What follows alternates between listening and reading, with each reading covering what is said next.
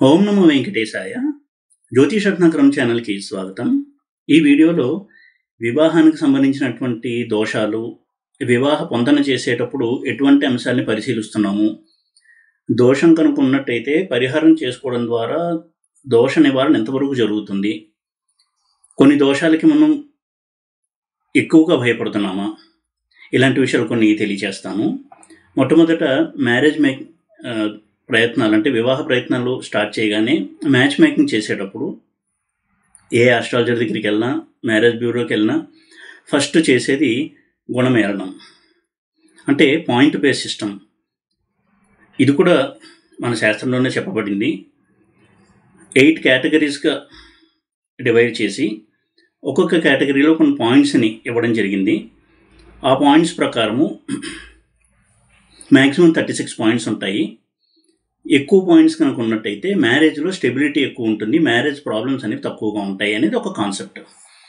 సరే, ఇది చాలా పాపులర్ అయింది, ఎందుకంటే దాన్ని బేస్ చేసుకునే మ్యారేజ్ని డిసైడ్ చేస్తున్నటువంటి పేరెంట్స్ కూడా ఎక్కువ మంది ఉన్నారు, ఆస్ట్రాలజర్స్ కూడా ఎక్కువ మంది ఉన్నారు.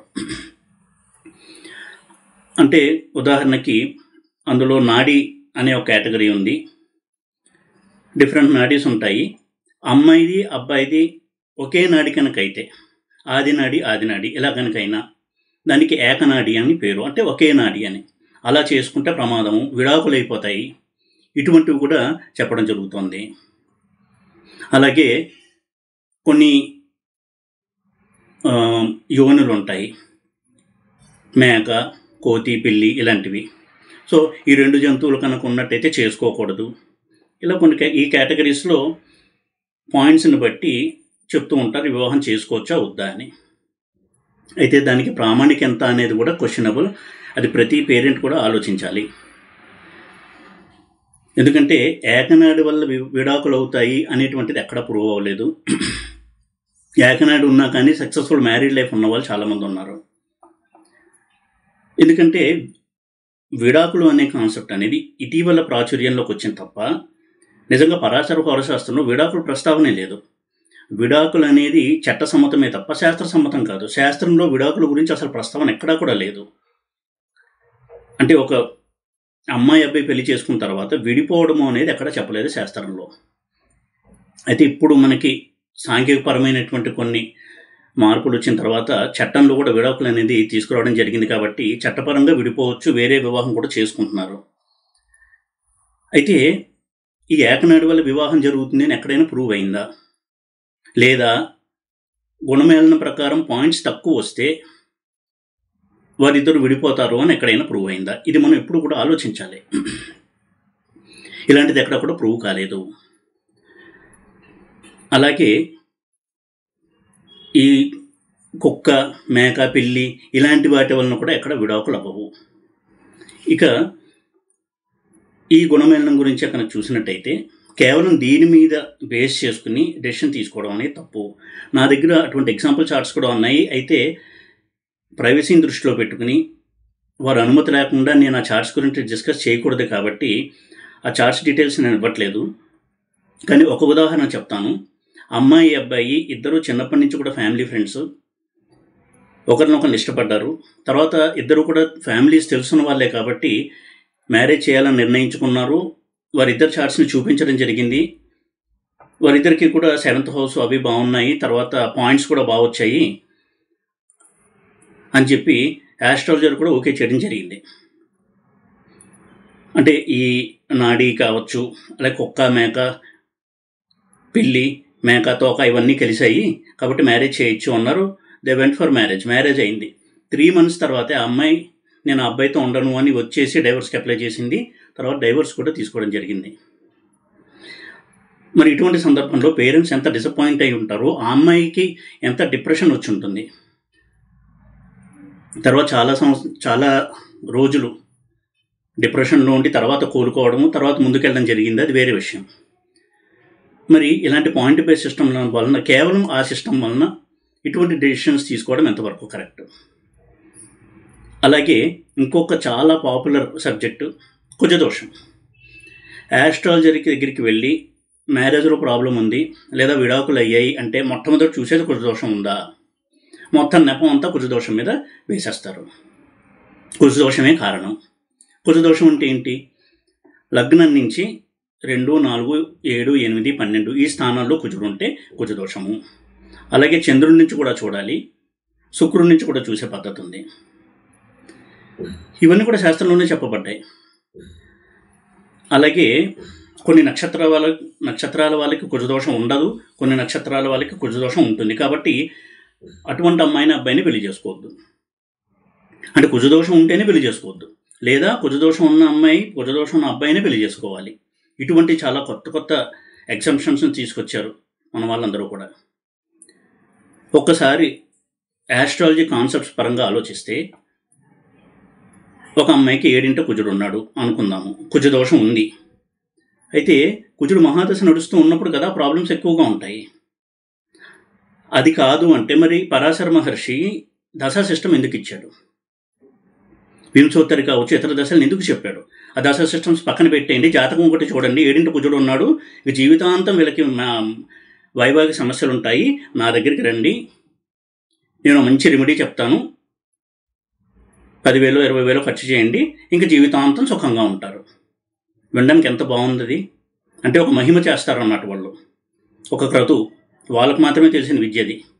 అలా ప్రాబ్లమ్ని ఐడెంటిఫై చేసేస్తారు, దాన్ని సాల్వ్ చేసేస్తారు. నిజంగా కుజదోషం వల్ల ఇన్ని ప్రాబ్లమ్స్ ఉంటాయా? ఒకవేళ కుజదోషం ఉన్నా కానీ హ్యాపీ మ్యారీడ్ లైఫ్ ఉన్న వాళ్ళు ఎంతోమంది ఉన్నారు. అయితే వారిద్దరి మధ్య కొంత ఫ్రిక్షన్ ఉంటుంది అనేది చెప్పడం కరెక్ట్. ఈ విధంగా వస్తే కుజదోషం లేకపోయినా ఫ్రిక్షన్ ఉన్నటువంటి కపుల్స్ ఎంతోమంది ఉన్నారు. మ్యారేజ్ అంటేనే ఫ్రిక్షన్ ఉంటుంది, ప్రాబ్లమ్స్ ఉంటాయి, ఒకరినొకరు అర్థం చేసుకోవడంలో టైం పడుతుంది. దానికి దోషంతో సంబంధం ఏముంది? దోషం ఉన్నా కానీ రెమెడీస్ చేస్తే మనసు మారిపోతుందా? వాళ్ళ యొక్క యాటిట్యూడ్ మార్చుకోవాలి, ఎదుటి వ్యక్తిని యాక్సెప్ట్ చేయడము, గౌరవించడము, ఎదుటి వ్యక్తి మీద ఈగో ప్రదర్శించడము, ఇవే ప్రధానమైన కారణాలు. ఇటీవల ఈ మ్యారేజ్ ప్రాబ్లమ్స్ని చూసినట్టయితే వాటిని తనంతట తాను తన యాటిట్యూడ్ మార్చుకోవడము, బిహేవియర్ మార్చుకోవడము లాంటివి చేయొచ్చు కదా. అటువంటి వాటికి కూడా పరిహారాలే మనం డిపెండ్ అవ్వాలా? అంటే పరిహారం చేస్తే ఒక మాయ జరిగిపోయి మనిషి మనస్తత్వం మారిపోతుందా? పరిహారాల కంటే ముందు తన తప్పు ఏంటి, తన ప్రవర్తన ఏంటి అనేది మార్చుకునే ప్రయత్నం అమ్మాయి అబ్బాయి ఇద్దరూ కనుక చేసినట్టయితే తప్పకుండా వారిద్దరి మధ్య హ్యాపీనెస్ అనేది ఉంటుంది. ఇద్దరి మధ్య కూడా ఈగో లెవెల్స్ తగ్గించుకోవచ్చు కదా. ఇప్పుడు ప్రతి వారికి ఈగో లెవెల్స్ అనేవి ఎక్కువ ఉంటున్నాయి. ఇండిపెండెంట్ లైఫ్ ఉంది, ఇండిపెండెంట్ వ్యూ పాయింట్స్ ఉన్నాయి, స్వతంత్ర భావాలు. నువ్వు నా పర్సనల్ లైఫ్లోకి ఎంటర్ అవ్వద్దు, నేను నీ పర్సనల్ లైఫ్లోకి ఎంటర్ అవ్వను, కానీ ఇద్దరం కలిసి ఉందాం. ఎదుటి వ్యక్తిని యాక్సెప్ట్ చేయలేకపోవడం, ఇవి ప్రధాన కారణాలు.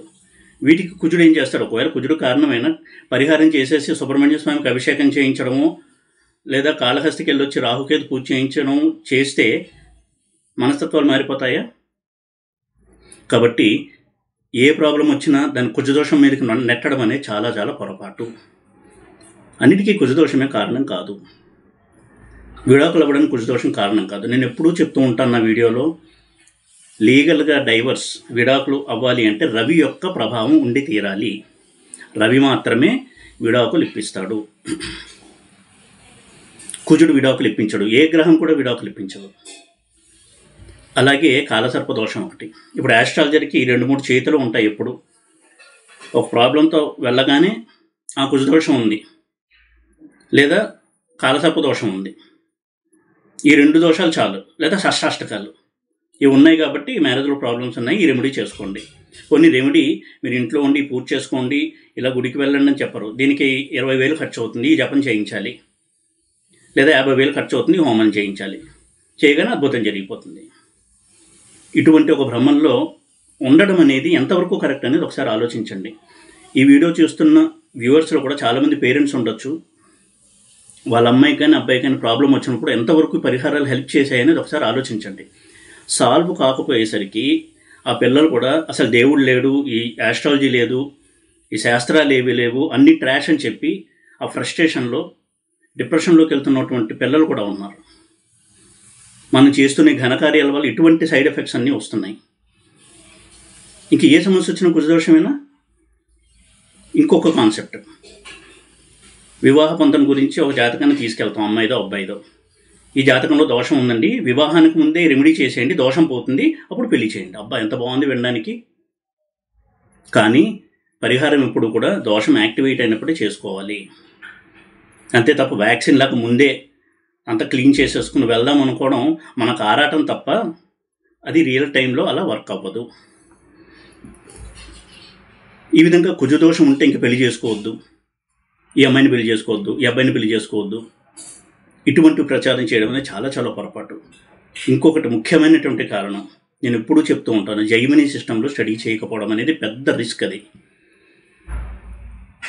7th హౌస్ ఎంత ఇంపార్టెంటో 7th హౌస్ యొక్క ఆరూఢం అంత ఇంపార్టెంట్. దానికి దారపాదము, దారారూఢము, సప్తమారూఢము అని పేరు. ఆ దారపాదము, అలాగే 12th హౌస్ యొక్క ఆరూఢానికి ఉపపాదం అని పేరు. ఉపపాదము, దారకారక గ్రహము, అన్నిటికంటే తక్కువ డిగ్రీలు ఉండే దారకారక గ్రహము. ఆ దారకారక గ్రహము వాటి స్థితి ఎలా ఉంది, జైమినిలో ఏ దశ నడుస్తోంది, ఇవన్నీ కూడా చూడాలి. నిజంగా ఒక జాతకంలో 2 వివాహాలు ఉంటే 2 వివాహాలు అయి తీరతాయి. దాన్ని తప్పించడం ఎవరి వల్ల కాదు. ఇది ఎన్నోసార్లు ప్రూవ్ అయింది కూడా. ఎన్నో లక్షలు ఖర్చు పెట్టి పరిహారాలు చేయించి వివాహం చేసిన తర్వాత కూడా చాలా త్వరగా 3 monthsలో డైవర్స్ అయినటువంటి కేస్ స్టడీస్ ఉన్నాయి. ఇందాక చెప్పినట్టుగా నేను డీటెయిల్స్ని రివీల్ చేయను, అది వారి వ్యక్తిగత స్వేచ్ఛకు భంగం కాబట్టి. కానీ ఇవి రియాలిటీలో జరిగినటువంటి అంశాలు ఇవి. మరి అటువంటి పరిస్థితుల్లో అమ్మాయి మనస్తత్వం కావచ్చు, పేరెంట్స్ యొక్క మానసిక స్థితి ఎలా ఉంటుందో ఒకసారి ఆలోచించండి. మనకు ఒక దారి చూపిస్తాడు అని ఆస్ట్రాలజీ దగ్గరికి వెళ్తే ఇలాంటి చిన్న చిన్న పాయింట్స్తో డెసిషన్ తీసేసుకుని పరిహారాలు చేయించేసి ఆ తర్వాత ప్రాబ్లం వచ్చినప్పుడు దానికి జస్టిఫికేషన్ ఎలా చెప్తారు వీళ్ళు? మరొక మంది ఇస్తే పని చేయాలి కదా, పని చేయకపోగా ప్రాబ్లం వచ్చినప్పుడు వాళ్ళు ఎవరి దగ్గరికి వెళ్ళాలి? దయచేసి కుజదోషం గురించి, పాయింట్ బేస్ సిస్టమ్స్ గురించి, గుణమేళనం గురించి ఎక్కువగా టెన్షన్ పడొద్దు. ఒక జాతకంలో అసలంటూ ఒక వ్యక్తి మ్యారీడ్ లైఫ్ ఎలా ఉంటుంది అనేది డిసైడ్ అయ్యే ఉంటుంది. ఈ రోజుల్లో ఇద్దరూ ఎంత కొట్టుకున్నా విడాకులు తీసుకోకుండా కలిసి ఉంటే అది హ్యాపీ మ్యారీడ్ లైఫ్ ఈ రోజుల్లో. కాబట్టి ముందుగా అసలు 2 marriages ఉన్నాయా లేదా చూసుకోవాలి. ఒకవేళ ఉన్నా కానీ చెప్పాల్సిన అవసరం లేదు.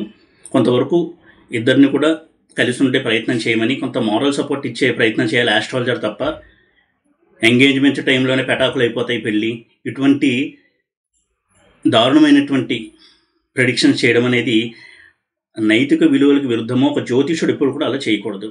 ఒక మనిషే చేయము, అలాంటి జ్యోతిషుడు అసలు చేయకూడదు. ఎంగేజ్మెంట్ టైంలోనే పెళ్లి పెటాకులు అయిపోతుంది. ఎవరన్నా పెళ్లికి పిలిచేది ఆశీర్వదించమని, ఇద్దరు కలకాలం కలిసి ఉండమని దీవించడానికి పిలుస్తారు తప్ప నీ పెళ్లి పెటాకులు అవుతుందని చెప్పించుకోవడానికి పిలవరు. ఏ జ్యోతిషుడు కూడా అలా చెప్పకూడదు. ఎవరైనప్పటికీ కూడా ఒకవేళ నిజంగా విడాకులు ఉన్నా కానీ చెప్పకూడదు. ఎందుకంటే తప్పించలేని దానికి చెప్పి ప్రయోజనమే ఉంది. అయితే కొంతవరకు ఇద్దరినీ కూడా ఒకరితో ఒకరు సఖ్యంగా ఉండటానికి ప్రయత్నం చేయమన్న వరకు మనం చేయాలి. ఎందుకు అంటే ఒక వ్యక్తికి డైవర్స్ ఉండి 2 marriages ఉంటే ఆ రెండో వ్యక్తి, అమ్మాయి కావచ్చు అబ్బాయి కావచ్చు, ఎక్కడో పుట్టి ఉంటారో వాళ్ళతో వివాహం జరగాలి. ఇది డెస్టినీ, దీన్ని మనం మార్చలేము. కాబట్టి విడాకులకు పరిహారం అంటే అది అన్రియలిస్టిక్, అవాస్తవము. ఇది నేను ఏదో కాన్సెప్ట్గా థియరీ పరంగా చెప్పట్లేదు, ఎన్నో ఎగ్జాంపుల్స్ ఉన్నాయి వీటికి. అసలు ఆస్ట్రాలజీలో రీసెర్చ్ చేద్దామనేటువంటి యాటిట్యూడ్తో ఎంతమంది ఉన్నారు? థంబ్నెయిల్స్ పెట్టి వీడియోలు పెడదామనే తప్ప ఒక రీసెర్చ్ మోడ్లో ఆ మోటివ్తో ఇంకా అధ్యయనం చేద్దాము అని ఎంతమంది చేస్తున్నారు? చాలామంది ఉన్నారు అలాంటి వాళ్ళు. ఆ మహానుభావుల గురించి నేను మాట్లాడట్లేదు. ఈ కమర్షియల్ యాంగిల్ ఎక్కువైపోయింది. ఎవరన్నా రాగానే ముందు ఏదో ఒకటి చూసి ఒక దోషం చెప్పేయడం, డీప్గా స్టడీ చేయము. కనీసం ఏ దశ నడుస్తుంది, ఈ దశలో ప్రాబ్లం ఉంటుందా లేదా అని కూడా చూడము. ముందు ప్రిస్క్రిప్షన్ రాసేయడమే, జపం చేయండి, హోమం చేయండి, లేదా ఎక్కడికో వెళ్ళి పూజ చేసుకురండి. ఎక్కడో నార్త్ ఇండియాకి వెళ్ళాలి, ఫ్లైట్ ఖర్చులు పెట్టుకుని ఇంకో ఖర్చులతోనే వెళ్ళి రావాలి, 1000 లక్షలు ఖర్చు పెట్టి వచ్చిన తర్వాత ఆ ప్రాబ్లం అలాగే ఉంటుంది. అలాగే పితృదోషం వల్ల వివాహం కానప్పుడు కూడా పితృదోష నివారణ చేసినట్టయితే, వివాహం కనుక రాసి పెట్టుండి ఆలస్యం అవుతున్నప్పుడు పరిహారం చేసుకుంటే వీలైనంత వరకు వివాహం అవుతుంది. అది కూడా ఆ దశ అంతర్దశ వచ్చినప్పుడు అవుతుంది. ఉదాహరణకి ఒక దశ అంతర్దశలో వివాహం కావాలి, అది 2.5 సంవత్సరాలు ఉంటుంది అనుకున్నాము. పరిహారం చేసుకుంటే మొదటి 6 నెలల్లోనే అవుతుంది, పరిహారం చేసుకోకపోతే 2 ఏళ్ల తర్వాత అవుతుంది. ఆ విధంగా మనం పరిహారాలను అర్థం చేసుకోవాలి తప్ప లేని వివాహాలు అవ్వడము, ఉన్న దోషాలన్నీ పరిపూర్ణంగా పోవడం ఇలాంటి పరిహారాలు ఎప్పుడూ చెయ్యవు. పరిహారాలు చేసుకోండి, కానీ ఇంతంత డబ్బు ఖర్చు పెట్టడం అనేది కరెక్ట్ కాదు. ఎవరైనా సరే డబ్బు ఖర్చు పెట్టినప్పుడు ఆ ఫలితం రాకపోతే చాలా బాధపడతారు. ఖర్చు పెట్టద్దు, ఖర్చు పెట్టించొద్దు. ఈ విధంగా తారాబలం చూసి డిసైడ్ అవ్వడము, ఏమంటే అమ్మాయి తారకి అబ్బాయి తార నైదం తారైందండి కాబట్టి వివాహం వద్దు. ఒక సైడ్లో నైదం తారైతే ఇంకో వైపు నుంచి అది వేరే తార అవుతుంది. మిత్రతార పరమమిత్ర తార అయితేనే సరిపోతాయి. కాబట్టి అలా అయిన అమ్మాయి అబ్బాయి అంటే అలాంటి మ్యాచ్ మనకు దొరక్కపోవచ్చు. పెళ్లి కాకుండా ఉండిపోవాలి ఇంకా అమ్మాయి అబ్బాయి, కుజదోషం ఉన్నా, తార కలవకపోయినా, ఏదైనా ఒక దోషం ఉన్న నక్షత్రంలో పుట్టినా వాళ్ళు అలా ఇంకా బ్రహ్మచారిగా ఉండిపోవాలన్నమాట ఈ జ్యోతిష్యులు చెప్పేది. లేదా వాళ్ళ దగ్గరికి వచ్చి పరిహారం చేయించుకుంటూ ఒక మహిమ చేసేసి పెళ్ళిళ్ళు చేసేస్తారు. ఈ విధంగా ఉన్న విషయాన్ని అతిశయోక్తి చేసి ప్రజల్ని ఇంకా మానసికంగా ఇబ్బంది పెట్టేటువంటి పనులు ఎప్పుడూ కూడా జ్యోతిష్యం పేరుతో చేయడం అనేది చాలా పొరపాటు. కనీసం ఇది వీక్షించే ప్రేక్షకులైనా సరే ఒక్కసారి ఈ రోజుల్లో అన్నీ అందుబాటులో ఉన్నాయి. ఇంటర్నెట్లో హారోస్కోప్ వేసుకోవచ్చు, అందులో ఎవరికి వాళ్ళు పాయింట్స్ చెక్ చేసుకోవచ్చు, దోషాలు ఏమన్నా ఉన్నాయా అని నిజంగానే చూసుకోవచ్చు ఒకసారి. అయితే డైవర్స్ లాంటివి అవుతాయి లేదా అనేది జైమినీలో కూడా చూసి చెప్పాలి. నార్త్ ఇండియాలో జైమిని ప్రాక్టీస్ చేసేవాళ్ళు చాలామంది ఉన్నారు, సౌత్ ఇండియాలో ఎవరు లేరు. కనీసం ఆ మాట కూడా ఎవరు మాట్లాడరు, జైమిని అనే పదం కూడా ఎవరు ఉచ్చరించారు మన ఆస్ట్రాలజర్స్. ఆయన మహర్షి, వ్యాసుడు ప్రధాన శిష్యుల్లో ఒకరు జైమిని మహర్షి. వ్యాసుడు పరాశరుడు కొడుకు. పరాశరుడు రచించిన హోరశాస్త్రమే మనం ప్రాక్టీస్ చేస్తున్నాం. కాబట్టి పరాశరుడికి భిన్నమైన వాడు కాదు జైమిని. జమిని అంటున్నారు. అంత దారుణమైనటువంటి చీకట్లో ఈ ఆస్ట్రాలజర్స్ అన్నీ పెట్టేస్తున్నారు. పైగా ఎంఏ ఆస్ట్రాలజీ అని పెట్టుకుంటారు. ఎంఏ ఆస్ట్రాలజీ కనుక చేసినట్టయితే అందులో జైమిని ఆస్ట్రాలజీ అనే సిలబస్లో ఉంటుంది, ఎగ్జామ్ రాసి పాస్ అవ్వాలి. మరి ప్రాక్టీస్ ఎందుకు చేయట్లేదు? ఎందుకు అంటే జైమినిలో చాలా చొప్పించేశారు సూత్రాల్ని. ఉన్న సూత్రాలకి వక్రభాష్యాలు ఎక్కువ రాశారు. ఒక కేఎన్ రావు లాంటి మహానుభావులు మాత్రమే ఆయన మన తెలుగు అయినందుకు గర్వించాలి. ఆయన ఎంతో సంస్కరణలు చేసి జైమినికి ఒక రూపు తీసుకొచ్చారు. చాలా పెడదోవలు పట్టించారు జైమినిని. అందుకే జైమినిలో అనాలిసిస్ చేయాలంటే చాలా భయపడతారు. అందులో రాశి దృష్టి ఉంటుంది, కారకత్వాలు ఉంటాయి, అది కొంచెం డిఫరెంట్ స్టైల్లో అనలైజ్ చేయాలి. అయితే పరాశరుడు చెప్పినటువంటి ఈ ఆత్మకారక, అమాత్యకారక ఈ కాన్సెప్ట్స్నే జైమిని విస్తృతంగా సూత్రాలు రచించి తనదైన తపస్సుతో సూత్రాలు రచించాడు. అది కూడా పరాశరుడి నుంచి వచ్చిందే. ఈ విధంగా జైమినిలో స్టడీ చేయడం కూడా చాలా ముఖ్యము. ఇదంతా స్టడీ చేసినప్పటికీ కూడా నిజంగా డెస్టినీలో 2 వివాహాలు ఉంటే అవి జరిగి తీరుతాయి. కాబట్టి మనసుని సమాధానపరుచుకోవడం ఒక్కటే రెమెడీ. ఇక వైవాహిక సమస్యలు అంటారా, విడాకులు కాకుండా ఇద్దరి మధ్య ఘర్షణ లేదా సమస్యలు ఉన్నాయంటే మానవ ప్రయత్నం ముందు చేయాలి, తర్వాత పరిహారాల జోలికి వెళ్ళడం అనేది మంచిది. మానవ ప్రయత్నము, మానవ శక్తి సరిపోకపోతే భగవంతుని ప్రార్థించడం అనేది మంచి పని. తప్పకుండా మనకి బుద్ధిని ప్రచోదనం చేసి మనసులో మార్పు తీసుకురావడానికి ఆయన కూడా కొంతవరకు సహాయపడతాడు. ముందు మానవ ప్రయత్నం అనేది చాలా ముఖ్యము. మనం మార్చుకోవడము, ఎదుటి వ్యక్తిని మీద గౌరవాన్ని కలిగి ఉండడం, ఇలాంటివి మనం చేయదగిన పనులే. అంతే తప్ప ఒక రోజు వెళ్ళి ఎక్కడికో ఒక పరిహారం చేసేస్తే ఏ దోషము పోదు. ఇది వినడానికి కటువుగా ఉన్న వాస్తవం ఇది.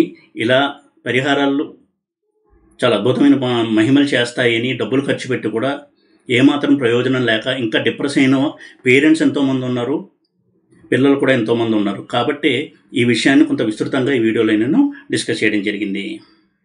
ఈ వీడియో కనుక మీకు నచ్చినట్టయితే లైక్ చేసి, షేర్ చేసి, సబ్స్క్రైబ్ చేయండి. ఓం నమో వెంకటేశాయ.